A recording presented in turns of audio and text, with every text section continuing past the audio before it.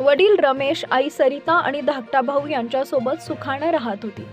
रमेश हे अत्यंत कष्टाळू आणि आपल्या कुटुंबावर जीवापाड प्रेम करणारे व्यक्ती होते.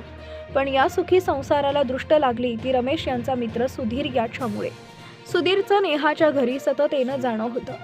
हळूहळू सरिता आणि सुधीर यांच्यात अनैतिक संबंध निर्माण झाले. 9 वर्षाची असताना नेहानं एकदा रात्री आपल्या आईला आणि सुधीर काकांना आक्षेपार्ह अवस्थेत पाहिलं.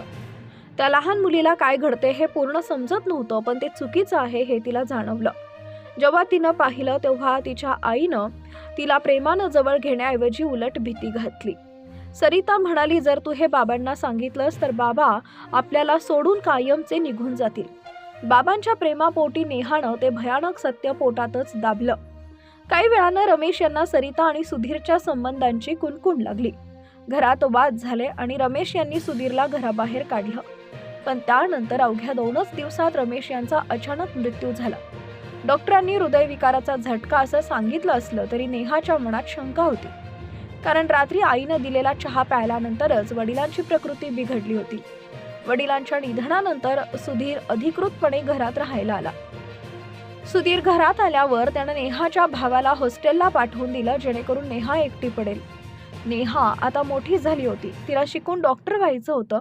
पण जेव्हा तिनं आईकडे शिक्षणासाठी पैसे मागितले तेव्हा सुधीरनं तिची पुस्तकं गॅसवर जाळून टाकली आणि तिला घरातली कामं करायला लावली. सख्खी आई हे सर्व उघड्या डोळ्यांनी पाहत होती. उलट ती सुधीरचीच बाजू घेत असे.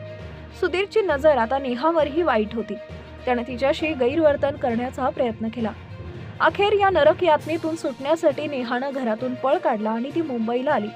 दादर स्टेशनवर तिला एका महिलेनं मावशी बनून आश्रय दिला. नेहाला वाटलं कुणीतरी मदतीला धावून आलंय. पण त्या महिलेनं नेहाला एका बदनाम वस्तीत नेऊन विकून टाकलं. तिथूनच नेहाचं आयुष्य अधिकच अंधारमय झालं.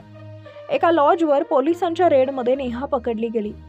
कोर्टात जेव्हा तिनं आपली संपूर्ण आपबीती सांगितली तेव्हा न्यायाधीशांनीही हळहळ व्यक्त केली. नेहाच्या तक्रारीवरून पोलिसांनी तिच्या वडिलांच्या मृत्यूचा तपास पुन्हा सुरू केला, ज्यामध्ये आई आणि सुधीर दोषी आढळले. आज नेहाची आई आणि तिचा प्रियकर सुधीर जेलमध्ये आहे, तर नेहाची रवानगी बाल सुधारगृहात करण्यात आली आहे.